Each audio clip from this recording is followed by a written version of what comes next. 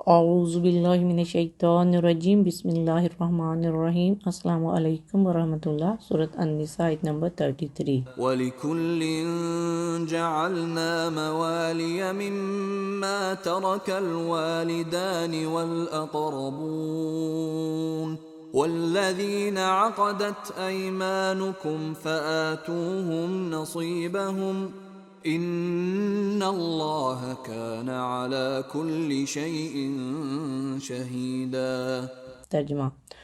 اور ہم نے سب کے لیے ماں باپ اور قریبی رشتہ داروں کے چھوڑے ہوئے مال میں حقدار یعنی وارث مقرر کر دیے ہیں، اور جن سے تمہارا معاہدہ ہو چکا ہے سو انہیں ان کا حصہ دے دو، بے شک اللہ ہر چیز کا مشاہدہ فرمانے والا ہے۔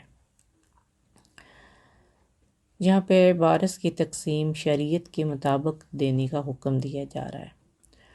اب دیکھیں کہ سورۃ النساء کی پہلی آیتوں میں مردوں اور عورتوں کے معاشرتی اور اخلاقی حقوق بیان ہوئے تھے۔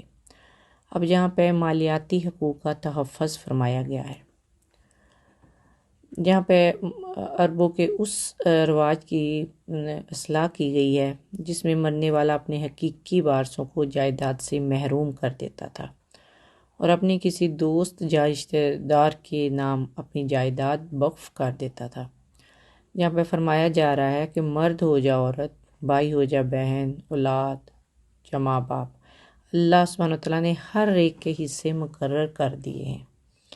ان کے حصہ میں کمی پیشی کرنا کسی طرح جائز نہیں، ہاں سوائے اس کے کہ اس حکم کے نازل ہونے سے پہلے اگر تم نے کسی سے کوئی عہد کیا ہے، کوئی وعدہ کیا ہے، اس عہد کے مطابق اتنا حصہ ان کو آپ دے سکتے ہو جتنا آپ نے ان سے عہد کیا ہے۔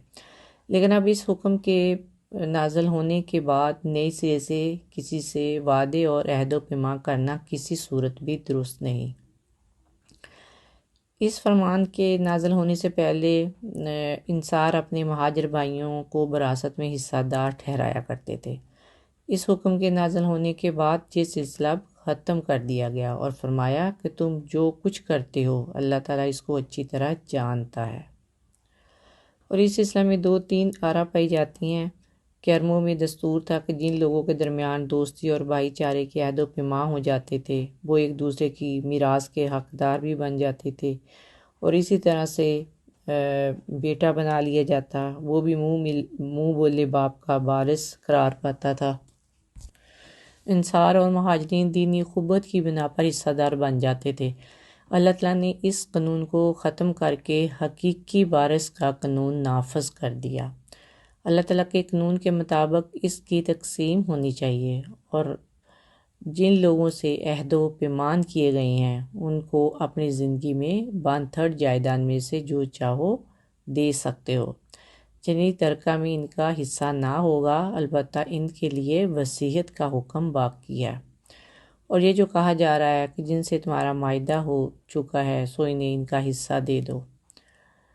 امام ابو حنیفہ رحمۃ اللہ اس بارے میں کہتے ہیں کہ جب کوئی شخص اسلام لائے اور مسلمانوں میں کوئی اس کا رشتہ دار نہ ہو تو وہ جس شخص کے ہاتھ مسلمان ہوا ہے بعض اوقات اس کے ساتھ یہ عہد کر لیتا ہے کہ وہ دونوں آپس میں بھائی بھائی بن گئے ہیں، لہٰذا وہ دونوں ایک دوسرے کے وارث بھی ہوں گے، اور اگر ان میں سے کسی پر کوئی تاوان آ پڑا تو دوسرا اس کی ادائیگی میں اس کی مدد کرے گا۔ اس رشتے کو موالات کہا جاتا ہے جہاں پر اسی معاہدے کا ذکر ہے، اور امام ابو حنیفہ کا مسلک اس آیت کی بنا پر یہی ہے کہ یہ رشتہ اب بھی کسی نو مسلم سے قائم ہو سکتا ہے، اور اگر دوسرے مسلمان رشتہ دار موجود نہ ہوں تو میراث میں بھی ان کا حصہ ہوگا۔ ابن عباس رضی اللہ تعالیٰ عنہ بیان فرماتے ہیں کہ یہ اس وقت کی بات ہے جب مہاجرین مدینہ آئے تھے اور رسول اللہ نے مہاجر اور انصار میں بھائی چارہ قائم کر دیا تھا۔ انصاری کا وارث اس کے رشتہ دار کی بجائے مہاجر ہوتا تھا۔